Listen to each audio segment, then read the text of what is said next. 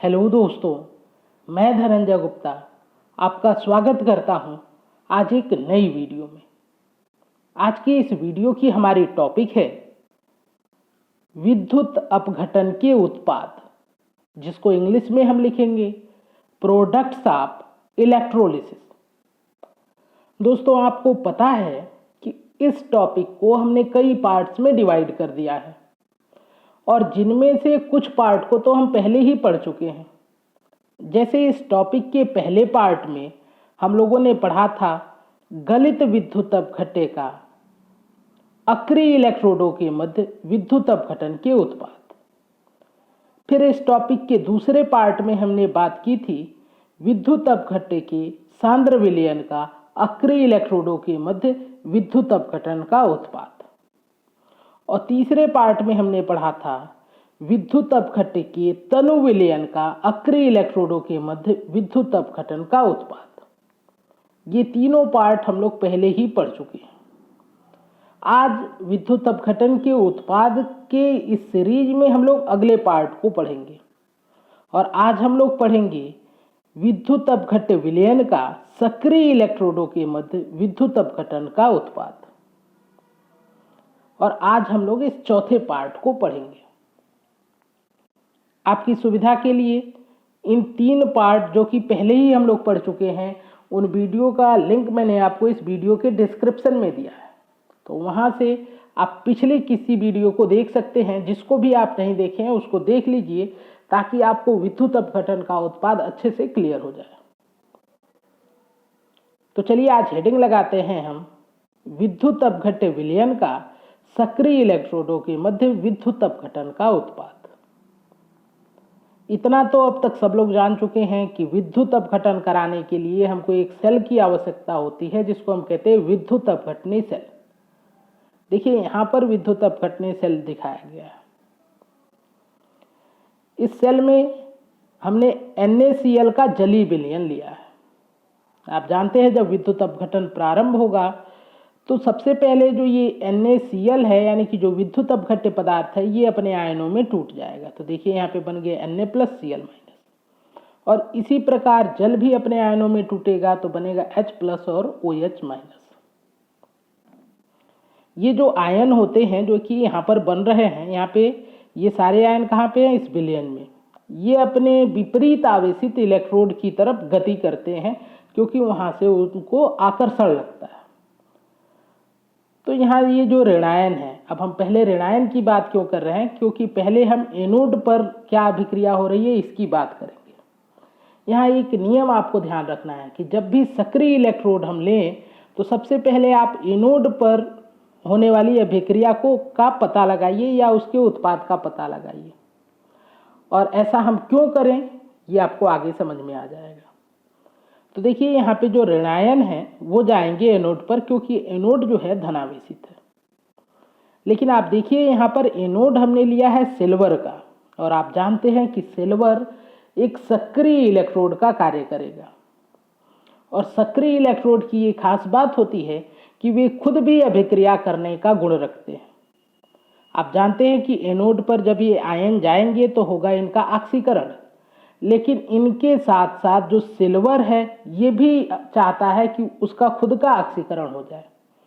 यानी कि यहाँ पे जो कंपटीशन होगा वो इन तीनों के मध्य होगा, Cl-, OH- और Ag यानी कि सिल्वर के मध्य। ये तीनों कोशिश करेंगे कि एनोड पर उनका ऑक्सीकरण हो।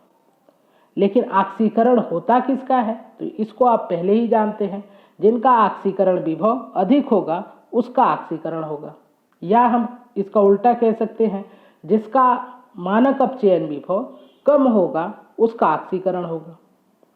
यदि हम इन तीनों में बात करें तो जो सिल्वर है, आप जानते हैं ऋणायन जो होते हैं हमेशा जो धातुएं होती हैं उनका मानक अपचयन विभव इन ऋणायनों से कम होता है। तो यानी कि यहाँ पे जो सिल्वर है ये धातु है, इसका मानक अपचयन विभव कम होगा Cl- और OH- से, और जब मानक अपचयन विभव कम होगा तो उसका ऑक्सीकरण विभव अधिक भी होगा। यानी कि एनोड पर ऑक्सीकरण किसका होगा? सिल्वर का। तो इस प्रक्रिया में क्या होगा? सिल्वर जो होगा इलेक्ट्रॉन त्याग करके सिल्वर आयन में परिवर्तित होगा। तो ये प्रोसेस या ये अभिक्रिया कहाँ हो रही है? इस एनोड पर। यहाँ पे जो सिल्वर आयन बनेगा वो इस छड़ को छोड़कर विलयन में आ जाएगा। तो उम्मीद है कि ये बात आपको समझ में आ गई कि एनोड पर क्या अभिक्रिया होगा। अब हम बात करेंगे कि कैथोड पर क्या अभिक्रिया होगा। तो देखिए, जो यहाँ पर हमने NaCl लिया है वो आयनित हो गया, जल भी आयनित हो गया। अब हम बात कर रहे हैं कैथोड पर। तो जो धनायन है वो जाएंगे कैथोड पर, और यहाँ दो धनायन है, Na+ है, H+ है, और ये दोनों कैथोड पर जाकर अपने अपचयन कराने के लिए प्रतिस्पर्धा करेंगे, यानी कंपटीशन करेंगे। लेकिन अभी आपने जब एनोड अभिक्रिया लिखा तो आपने देखा कि यहाँ पर इस विलयन में अब Ag+ भी आ गया है। तो इस प्रतिस्पर्धा में अब Ag+ भी भाग लेगा। अब आपको समझ में आ गया होगा कि मैंने आपसे क्यों कहा कि जब सक्रिय इलेक्ट्रोड की बात हो तो पहले आप एनोड अभिक्रिया लिखिए, क्योंकि एनोड अभिक्रिया लिखने के बाद ही आपको ये क्लियर हो गया है कि Ag+ भी इस विलयन में आ चुका है। अब इन तीनों में किसका अपचयन होगा? तो जिसका मानक अपचयन विभव अधिक होगा। तो इन तीनों में आप विद्युत रासायनिक श्रेणी देख सकते हैं, सबसे अधिक मानक अपचयन विभव होता है Ag+ का, क्योंकि वो हाइड्रोजन के भी नीचे होता है। तो यहाँ पर जो कैथोड पर अपचयन है वो होगा Ag+ का, और इस प्रक्रिया में Ag+ इलेक्ट्रॉन को ग्रहण करेगा कैथोड से और बन जाएगा Ag। तो यहाँ पे जो Ag+ आया था विलयन में, अब ये जाएगा कैथोड पर और वहाँ से इलेक्ट्रॉन लेकर उदासीन होकर इस कैथोड पर डिपोजिट हो जाएगा, यानी कि निक्षेपित हो जाएगा। तो एक बात आपको यहाँ से समझ में आ गई होगी कि जब सक्रिय इलेक्ट्रोड होते हैं तो इलेक्ट्रोड का ही ऑक्सीकरण भी होता है और उसी का अपचयन भी होता है। तो ये सक्रिय इलेक्ट्रोड के बारे में हम एक लाइन याद रखें कि सक्रिय इलेक्ट्रोड होने पर इलेक्ट्रोड का ही ऑक्सीकरण एवं अपचयन दोनों होता है। इससे हम पूरे कॉन्सेप्ट को समझ सकते हैं। अब देखिए, हम बात करते हैं कि इस प्रक्रिया का उपयोग कहाँ पर होता है। तो देखिए, अभी हमने देखा कि एनोड से जो Ag+ है वो यहाँ से बाहर आ रहा है,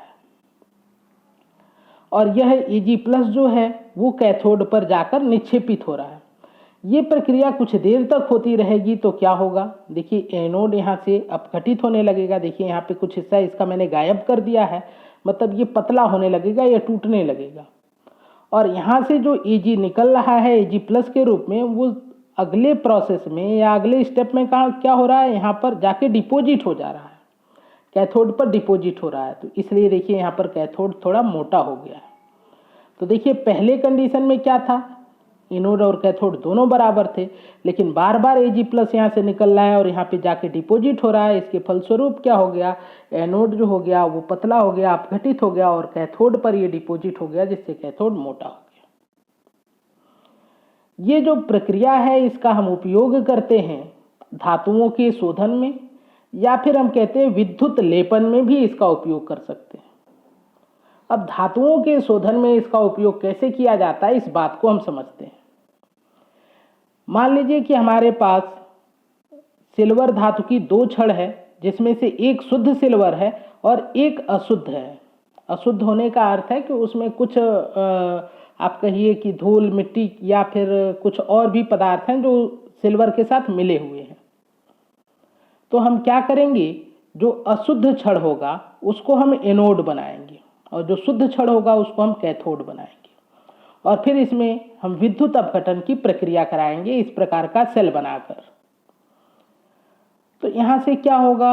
एनोड से जो सिल्वर होगा वो सिल्वर आयन के रूप में बाहर आएगा, और फिर ये जाकर इस कैथोड पर निक्षेपित हो जाएगा, यानी उस पर डिपोजिट हो जाएगा। जब बार बार यहाँ से सिल्वर आयन निकलता रहेगा, यानी कि जो सिल्वर है वो चला जाएगा, इसमें जो भी कीचड़ वगैरह होगा, जो मिट्टी वगैरह होगा, वो तो यहाँ पर जाकर निक्षेपित नहीं हो पाएगा, क्योंकि वो अभिक्रिया नहीं कर पाएगा। जो अपचयन की अभिक्रिया है वो केवल कौन करेगा? Ag+ करेगा। जो कीचड़ वगैरह होगा वो धीरे धीरे यहाँ पर नीचे बैठता हुआ दिखाई देगा, जैसे आपको यहाँ पे दिखाया गया है, जिसको हम लोग कहेंगे एनोड मड, क्योंकि एनोड से ये बन रहा है, एनोड के नीचे जमा भी हो रहा है, इसलिए कहेंगे इसको एनोड मड। और इस प्रकार जो एनोड था, जो कि हमारा शुद्ध धातु था, वो धीरे धीरे शुद्ध धातु के रूप में कैथोड पर निक्षेपित हो जाएगा और जो कीचड़ होगा इसमें वो नीचे यहाँ पर बैठ जाएगा। तो जब भी धातु का शोधन करें तो ये आपको ध्यान रखना है कि एनोड को आपको अशुद्ध धातु रखना है और कैथोड को आपको शुद्ध धातु रखना है, जैसा कि मैंने आपको अभी समझाया। अब ऐसा क्यों है? क्योंकि आप जानते हैं कि यहाँ से जो धातु आयन होंगे वो निकल कर यहाँ पे धातु के रूप में निक्षेपित होंगे, तो हमेशा एनोड को अशुद्ध धातु रखेंगे। इसी प्रकार जब इलेक्ट्रोप्लेटिंग करते हैं यानी विद्युत लेपन करते हैं, तो जिस धातु पर आपको लेपन करना है, उस लेपन करना हो मतलब परत चढ़ानी हो, उसको कैथोड बनाइए और जिस धातु का परत चढ़ाना है उसको एनोड बनाइए, ताकि यहाँ से आयन निकले और इसके ऊपर परत के रूप में जमा होते रहें, जिससे कैथोड के रूप में आप जो भी पदार्थ यूज करेंगे उस पर धातु की परत चढ़ जाएगी। विद्युत लेपन का अर्थ क्या होता है? तो आप जानते हैं, जैसे आप देखते हैं कुछ नकली आभूषण होते हैं जो पूरी तरह से गोल्ड के नहीं होते हैं, बस उस पर गोल्ड का एक परत लगा होता है, जिसको हम कहते हैं सोने का पानी चढ़ा होता है। उसी प्रक्रिया को हम यहाँ पे कहते हैं विद्युत लेपन या इलेक्ट्रोप्लेटिंग। तो यहाँ पर यदि हम लोहे को लेकर यहाँ पे यदि हम सोने को ले लें तो यहाँ से सोना निकल कर इस पर धीरे धीरे निक्षेपित हो जाएगा, यानी कि उस लोहे पर सोने की एक परत बन जाएगी और इस घटना को हम कहते हैं विद्युत लेपन। तो दोस्तों ये थी आज की वीडियो। उम्मीद है आज की वीडियो आपको पसंद आएगी, वीडियो से आपको लाभ होगा। यदि वीडियो आपको पसंद आती है तो वीडियो को लाइक करें, मेरे चैनल को सब्सक्राइब करें, साथ में बेल आइकन प्रेस करें। इस प्रकार आप हमसे जुड़ सकते हैं और हमारी रेगुलर वीडियो को देख सकते हैं, क्योंकि मैं रेगुलर ही ऐसी शानदार और छोटी सी वीडियो आपके लिए लाता हूँ। वीडियो से संबंधित अपने विचार को कमेंट बॉक्स में ज़रूर लिखें। मुझे बहुत अच्छा लगता है कि आप मेरी वीडियो पे फीडबैक देते हैं, कुछ कमेंट करते हैं। आज की वीडियो देखने के लिए और मेरे चैनल को सब्सक्राइब करने के लिए आपका धन्यवाद। मिलते हैं आपसे इस सीरीज के अगले पार्ट में। तब तक के लिए नमस्कार।